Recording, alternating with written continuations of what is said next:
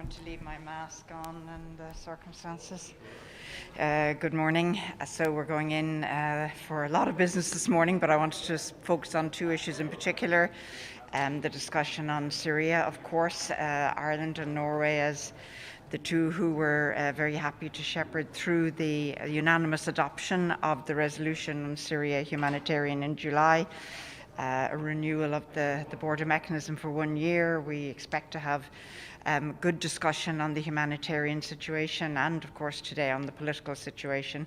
We will say, of course, that it's really important that in the depths of winter and a very challenging situation on the ground for millions of people, over 3.4 million people behind that border crossing, desperately in need of food and medical supplies, that the work continues to supply.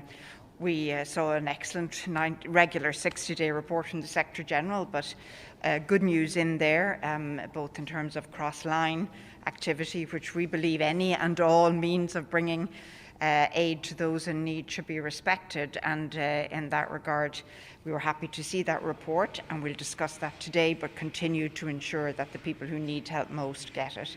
And then, as you know, Ireland has asked for any other business discussion today on the situation, the humanitarian situation in Ethiopia. We remain deeply concerned about the situation on the ground.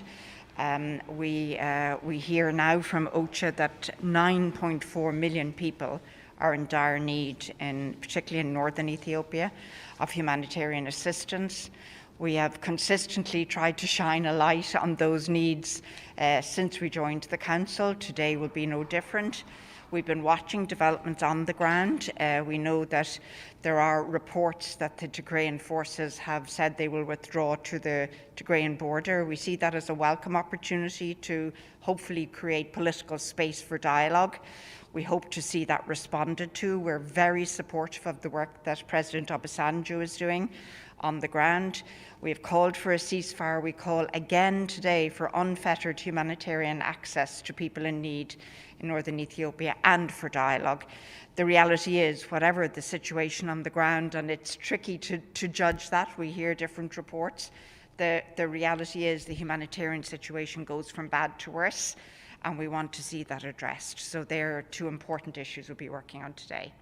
Not far from Ethiopia, in Libya, do you think is still the elections going to take place, or what has to need to be done in Libya? Well, look, we have already said we think it's really important for the Libyan people themselves to have an opportunity to decide on their own future in a democratic process.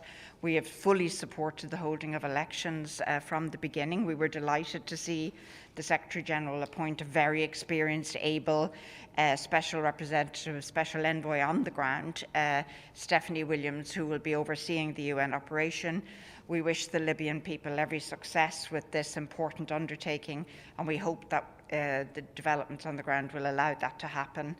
Thank you.